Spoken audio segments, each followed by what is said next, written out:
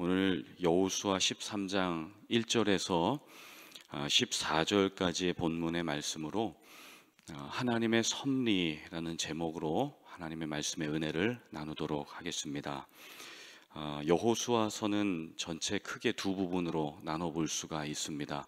앞에 1장부터 12장까지는 가나안의 정복 전쟁 과정을 기록을 하고 있습니다.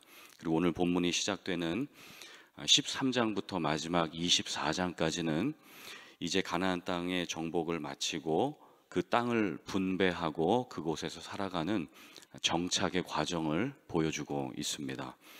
이스라엘 백성들은 하나님의 명령에 순종하여 가나안에 입성하기 위한 정복 전쟁을 7년 동안 치렀지요.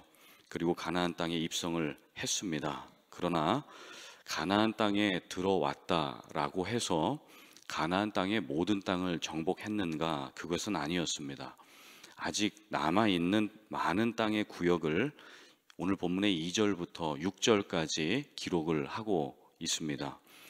자, 그런데 왜 하나님께서는 아직 가나안 정복 전쟁을 마치고 모든 땅의 구역을 다 정복하지 못한 상태에서 왜 여호수아의 사명을 잠시 중단시키셨는가 하는 것에 대한 질문이 있을 수가 있습니다. 1절 말씀을 한번 보실까요? 1절에 보면 하나님이 그 이유에 대해서 여호수아의 나이를 거론하시는데요. 여호수아가 나이가 많아 늙음에 여호와께서 그에게 이르시되 너는 나이가 많아 늙었고 얻을 땅이 매우 많이 남아있도다, 이렇게 말씀을 하십니다. 여호수아가 95세에 정복 전쟁에 대한 소명을 받았고 또 7년 동안 사명을 완수하고자 열심히 사명에 따라서 살았습니다. 현대 사회가 100세 시대라고 하지만 막상 100세 넘은 어르신이 전쟁을 이끌고 수많은 민족을 대이동시키는 것이 쉬운 일은 아닙니다. 그래서 하나님은 이 연로한 여호수아를 사랑하셨기 때문에 그를 배려하셨다라고 볼 수가 있습니다. 그리고 수년간 전쟁만 하면서 살아왔던 이 백성들을 또한 배려하신 것이지요. 하나님은 1단계 정복 전쟁을 종료하시고 안식을 이들에게 허락하심으로써 백성들이 쉴 수 있도록 이들에게 배려를 허락해 주셨던 것입니다. 여러분 아시지만 하나님은 안식의 하나님이십니다. 천지 창조 때에도 6일 동안 일하시고 하루를 안식하셨죠. 그리고 하나님은 우리가 낮에 일한 육신이 쉴 수 있도록 밤에 잠을 통해서 우리에게 안식을 허락해 주십니다. 하나님은 일과 쉼의 균형을 잘 이해하고 계십니다. 하나님은 일할 때의 영성 관리와 또 안식하고 쉴 때의 그 영성 관리를 어떻게 해야 되는지를 주님이 잘 알고 계십니다. 안식이 주는 유익이 무엇인지 잘 알고 계시죠? 그래서 예수님이 마태복음 말씀에 이렇게 말씀을 하셨습니다. 수고하고 무거운 짐진 자들아 다 내게로 오라, 내가 너희를 쉬게 하리라. 주님이 그렇게 말씀을 하셨습니다. 영성학자인 마르바 던이라고 하는 분의 책 안식이라는 책에 보면 하나님 안에서 안식할 때 얻는 유익을 이렇게 소개하고 있습니다. 안식 가운데 더 이상 우리는 강해지려고 애씀으로써 안전을 확보하거나 모든 해답이나 신속한 해결책을 얻으려 하거나 자신의 시간과 일정을 스스로 책임지려고 하거나 통제권을 손에 넣으려고 하거나 손쉬운 만족을 얻으려고 발버둥칠 필요가 없다. 하나님이 되려 하거나 자신의 미래를 창조하거나 안전을 확보하려고 애쓰지 않아도 된다니 이 얼마나 홀가분한가. 우리가 안식을 지키는 것이 아니라 하나님의 안식이 우리를 지켜주신다, 이렇게 설명을 했습니다. 여러분, 하나님의 백성들에게 일만 시켰던 이집트의 바로 왕을 잘 알고 계시죠? 이 바로 왕의 특징은 더입니다. 더 많이, 더 크게, 더 빨리, 더 효율적으로 물 마실 틈도 주지 않았습니다. 이게 사단의 방법이죠. 쉬지 못하게 하고 여유를 빼앗습니다. 묵상할 여유도 빼앗고 하나님의 음성을 들을 여유도 빼앗고 하나님의 치유와 회복을 누릴 여유도 빼앗습니다.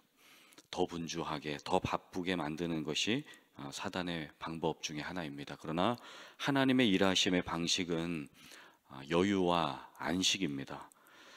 하나님의 방식은 그 안식으로서, 예를 들어 여러분 자동차가 멀리 가기 위해서 가스를 충전해야 되지요. 달리는 차를 쉬게 하고 정지 상태에서 가스를 넣을 수가 있습니다. 하나님은 본문에 정복 전쟁으로 피곤하고 또 지쳐 있는 백성들을 일단 정지시키셨습니다. 그리고 안식으로 그들을 배려해 주신 거죠. 그런데 하나님께서 안식을 주시는 더 근본적인 이유가 있습니다. 그것은 잘 쉰 다음에 다시 부르심의 자리로 불러주시기 위함입니다. 하나님의 선지자 엘리야가 탈진했었죠. 그리고 하나님 앞에서 죽고 싶다고 이야기를 했습니다. 하나님은 엘리야에게 구운 떡을 주시고 물을 주셨습니다. 그리고 그를 재우셨습니다. 일어나서 불평하고 죽고 싶다고 하는 엘리야에게 떡을 주시고 또 물을 주셨습니다. 그리고 그를 재우셨습니다. 엘리야는 충분한 안식과 쉼을 누린 다음에 힘을 얻어서 열심히 40주야를 밤낮으로 달려 하나님의 산 호렙에 이르러 그곳에서 하나님의 부르심을 다시 받습니다. 그리고 선지자 사관 학교를 만들어서 제자들을 양성하지요.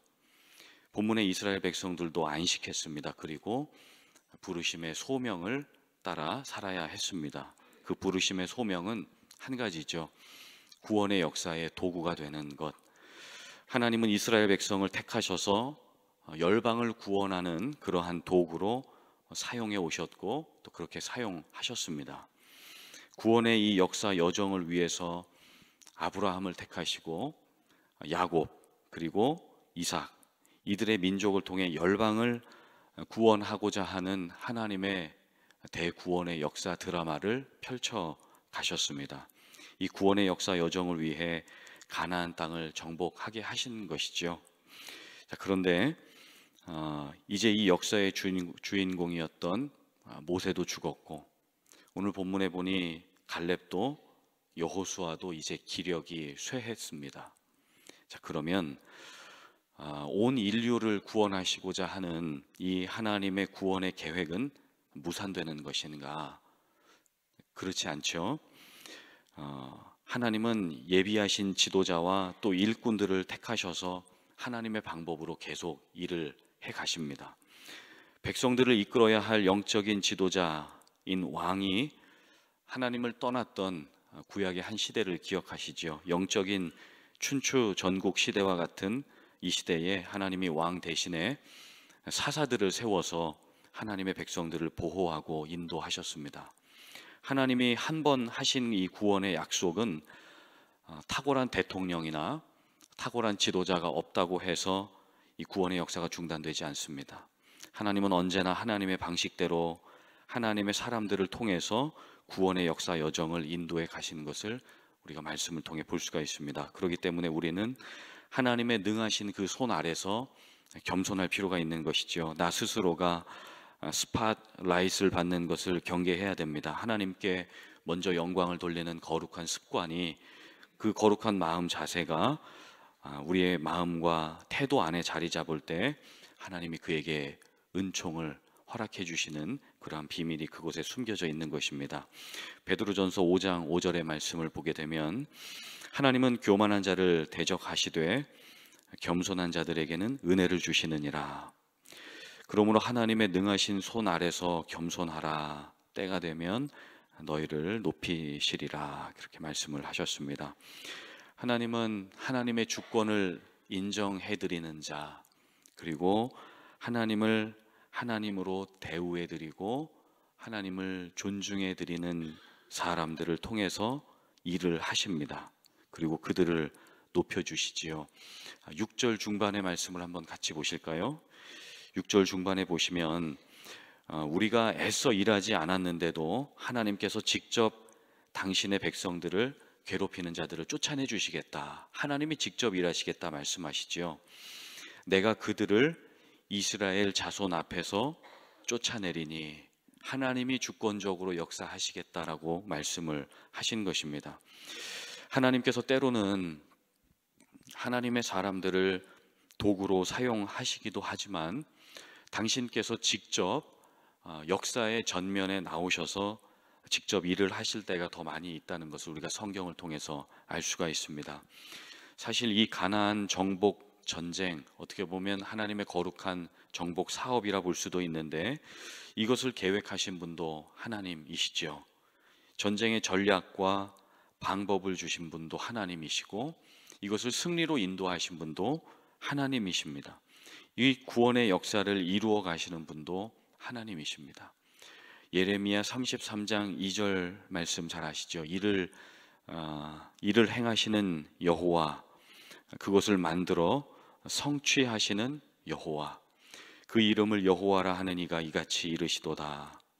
너는 내게 부르짖으라. 내가 내게 응답하겠고 내가 알지 못하는 크고 은밀한 일을 내게 보이리라. 그렇게 말씀을 하셨습니다. 하나님은 일을 만들기도 하시고 행하시기도 하시고 그것을 성취하시는 하나님이십니다. 우리가 때로 어떻게 살아야 합니까? 하나님, 내가 지금 잘 살고 있는 것입니까? 내가 어디로 가야 될지 잘 모르겠습니다. 때로 고민하며 기도하는 이 모든 질문의 해답이 하나님의 그 주권적인 섭리, 그 하나님의 선하신 손길 안에 있다는 것을 기억하실 수 있기를 바랍니다. 그런 이유로 우리는 더욱 하나님의 인도하심을 구해야 되겠지요. 하나님의 능하신 손 아래서 안식을 누릴 수 있구나, 그 안에서 우리가 행복을 경험할 수가 있구나, 그렇게 믿을 수가 있는 것입니다. 하나님은 요나가 잘못된 길을 선택했을 때 물고기 뱃속에서 며칠 동안 안식을 누리게 하셨습니다. 그리고 하나님의 선하신 손길이 그를 다시 부르심의 자리로 인도해 주셨습니다. 우리가 때로 잘못된 길을 선택했다 할지라도 내가 가는 길에 대한 두려움이 있을지라도 우리가 염려하지 않을 수 있는 이유는 하나님의 그 선하신 손길이 우리를 여전히 붙들고 인도하고 계시기 때문입니다. 다만 우리는 하나님의 그 구원의 역사에 쓰임받는 도구로서 겸손하게 하나님을 높여드리고 또 그분을 자랑하고 그분 되심을 존중해드리는 그러한 일들이 우리에게 존재하고 있는 것이죠. 가나안 땅에 들어간 백성들에게 분배된 땅을 주시는 분 하나님, 이 일을 시작하시고 또 계획하시고 만들어가시고 성취하시는 그 하나님, 또 분배된 땅에 길을 내시고 그 땅의 백성들이 영원한 하나님 나라를 바라보게 하시는 분도 하나님, 그 하나님께서 오늘 이 새벽에 기도하는 말씀 가운데 머무는 우리 귀한 성도님들에게 길을 내시고 선하신 손길로 끝까지 역사해 주시기를 예수님의 이름으로 간절히 축원하고 축복합니다. 우리 이 시간에 함께 같이 기도하기를 원합니다.